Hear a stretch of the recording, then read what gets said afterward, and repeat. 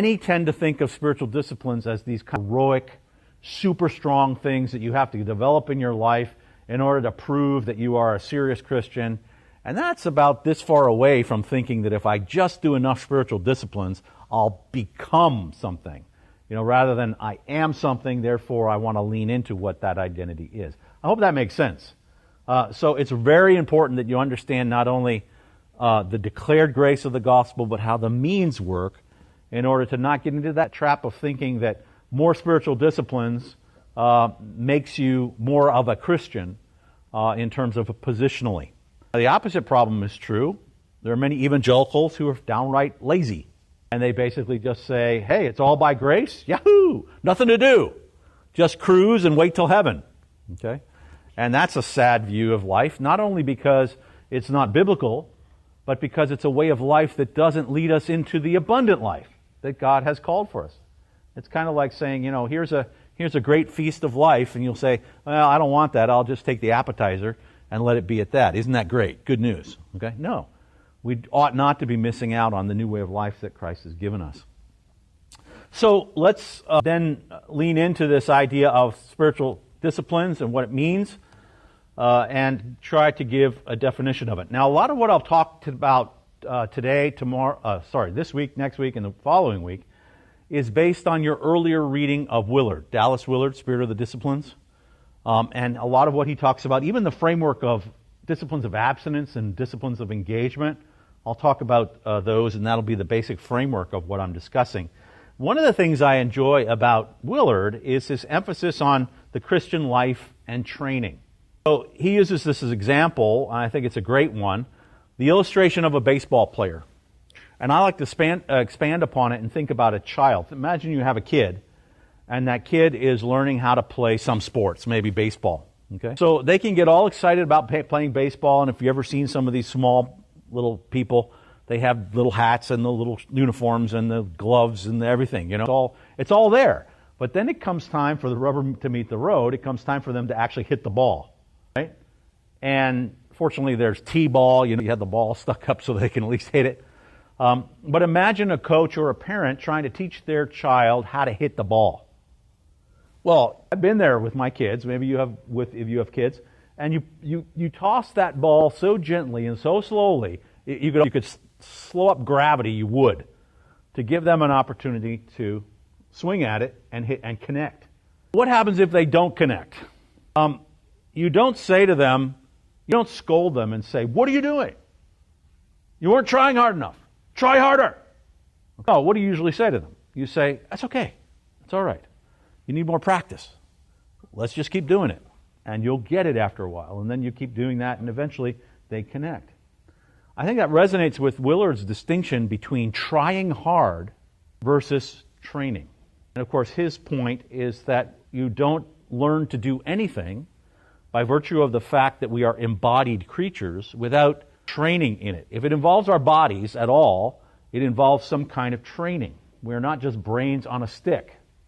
So that little kid can't just read a book about baseball or keep thinking about baseball and never get out there and actually practice swinging. We don't expect that to work. If the child said, I read 3 books on baseball, why can't I hit the ball? What would we say? We'd say, well, it's not just a matter of up here. You have to learn how to do it. And I think that's one of the benefits of what Willard is getting at, his illustration. He says this, the star performer himself didn't achieve his excellence by trying to behave in a certain way only during the game. Instead, he chose an overall life of preparation of mind and body. That's important, those 2 parts. Mind and body, pouring all his energies into that total preparation to provide a foundation in the body's automatic responses and strength for his conscious efforts during the game. And he suggests, and I think he's right, that this applies to all kinds of different walks of life, including the Christian life. If you want to be a public speaker, you can't just read about it and think about it. You have to practice it. If you want to be a musician, you can't just read about it. You can't just think rightly about it. You have to practice it. If you want to be an Olympian, a scholar, all of these kinds of things, the pattern applies. And I think the fallacy of our Christian thinking oftentimes is that we think we can just think our way through it. or we can just try our way through it. If I just have the right thoughts and I try hard enough at the time when I need to, then everything will go right. That's like walking onto a major league baseball field and saying, I know I've read the books and I'm going to try really hard and expect to hit one of those 110 mile an hour pitches. It's not going to work because these guys have practiced and practiced. It is because of the kind of creatures that we are. We are not just mental creatures, we are not just spiritual creatures, we are physical creatures, that the issues of physicality and habit actually matter. And we ignore this by relinquishing everything to the spiritual or to the arena of attitudes. So the right goals are not enough. We want what's right and important, that's good, but we're not willing to commit to the kind of life that will reproduce the action we know to be right. Willard goes on and talks about the example of Jesus. We all know, for example, that Jesus prayed regular times of prayer as a good Jewish rabbi would. He had solitude in the night and the early morning. And I love the way he turns this on its head. If Jesus needed regular prayer, who are we to think that we don't? It was rather than the idea that Jesus was a super prayer, and wow, nobody can attain to that, flip it on its head and say, even Jesus, the Son of God, needed to pray regularly, then who are we to think that we don't need to do that? And these key disciplines are not super feats meant for a Christian elite. They are the very means of progressing and growing in the abundant life, the training to get there. And of course, he calls that the easy yoke. There's one thing I would qualify about what he says. At least I think it should be nuanced. I know what he's getting at. He says that, look, when we are to live the Christian life, it means that we need to live life as Jesus lived in its entirety, adopting his overall lifestyle, following in his steps, etc. The point is we must learn to follow Jesus in the disciplines of training under. And I think there's a lot of truth to that. However, I would want to nuance it because we follow Jesus primarily in two different ways. By learning what it means to obey his commands and learning what it means to walk in step with the Spirit. There is a danger when you set up Jesus as the example that you end up codifying the Christian life. That we know it's obvious. Does following Jesus mean that we should wear sandals and same things and have our hair or beards or whatever in the same way? Well, that's a pretty nuanced understanding of what following Jesus. Okay, but you can press that a little bit more. Does following Jesus mean that we always stop to help a person on the side of the road? Okay? We're going down the tollway and there's somebody with a flat tire. Does following Jesus mean that we always stop? Well, you see, if you approach that from a kind of a legalistic mentality, then you're going to have to say, under what circumstances should you stop? Under what circumstances is it okay for you not to stop? You see? And the problem with that is as we try to imitate Jesus in that way, we end up falling right back into the old pharisaical ways of doing things that Jesus condemned. The reality is, sometimes Jesus stopped to heal people, if you can take the parallel, and sometimes he didn't. And we learned that he actually had a higher priority, and that was to do the will of his Father, rather than to follow some kind of absolute code in his life. Does that make sense? You getting at? So the idea is not that if we can just find the perfect procedural manual, we will always know what to do in every circumstance, and then we will be like Jesus. No, the reality is that Jesus did things in different ways at different times because he was following the leading of the Spirit. Never outside the parameters of the Word, but certainly within those parameters in different ways following the leading of God. That's why in the New Testament setting, we're not called to just obey the rules, but to walk in step with the Spirit. And I fear sometimes people who get serious about the commands of Jesus end up falling inadvertently back into a legalist code of doing things.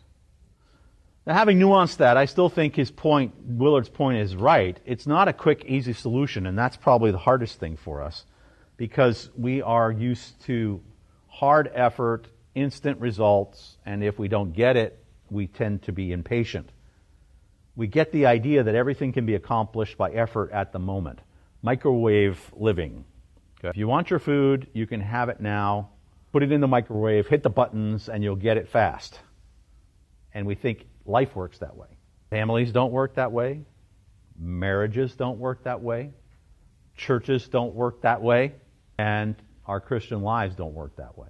And yet that is the way our culture tends to train us. Do it now, and if it doesn't work, do it harder, and you'll get the results you want. But there's a certain long development to this, much like a garden. If you want a garden, if you want to live in a garden, if you want the benefits of a garden, you need to be a gardener. There's no such thing as a microwave garden. And so the effort that's needed in that regard is very important. To this end, then, I think this is why habits are so important for a number of reasons. One, because habits talk about change that happens over time. And if we're not microwave people, and we can't be, then making change in our own lives is something that takes time. And that lends it to habit. The other thing about habit is that habit addresses the fact that we're embodied. We all know that habits are powerful, right? We can have bad habits in our lives. And it is very difficult to break those habits because they get grooves into our very physical bodies. Okay? We get cravings for them. And so it would make sense that if habits can be instruments of bad and evil in our lives, that habits can also be instruments for transformation in our life as well. It's important then to see how much this idea of training carries over into the Christian life. And of course, Paul is a primary example of this. Train yourself to be godly. This is the 1 Timothy 4 passage and also 1 Corinthians 9. Have nothing to do with godless myths and old wives' tales. Rather, train, like gymnazo, the same thing we get gymnasium from. Train yourself to be godly. For physical training is of some value, but godliness has value for all things, holding promise for both the present life and the life to come. Here is the idea that godliness doesn't just happen. Godliness is a result of intentional training over time. And then 1 Corinthians 9, everyone who competes in the games, this is Olympic language, goes into strict training. I do not fight like a man beating the air. No, I beat my body and make it my slave, so that after I've preached to others, I myself will not be disqualified. And so it's for that reason that Paul can say, don't just listen to my teaching, or get your theology right. All that's important, but he says, follow the example of the pattern that I had. Whatever you've learned or received or heard from me or seen in me, put it into practice. And we don't know a whole lot about Paul's practice, but we do know that he has probably assumed Pharisaic, meaning in a good sense, the Jewish practices of the day, praying 3 times a day, fasting regularly, serving one another, and these kinds of things. All that to say that there really is evidence for a whole lot of reasons, empirically and also biblically, that we ought not to think of our Christian life as something just as passive or that something is just mental. Okay? It really does have to do with how we order our lives, the rules that we set up for ourselves, the habits that we develop for ourselves. Those are part of what it means to train yourself for godliness. And if we don't enter into those kinds of things, then we ought to not expect to make progress in godliness. It's not just a matter of reading another book or adding another level of understanding. It's a matter of doing. While we continue being a benevolent project, your kind donations will continue to be vital in fulfilling the calling of TVS ministry. We do count on your gracious support and cooperation. For detailed information, please visit tvsseminary.com.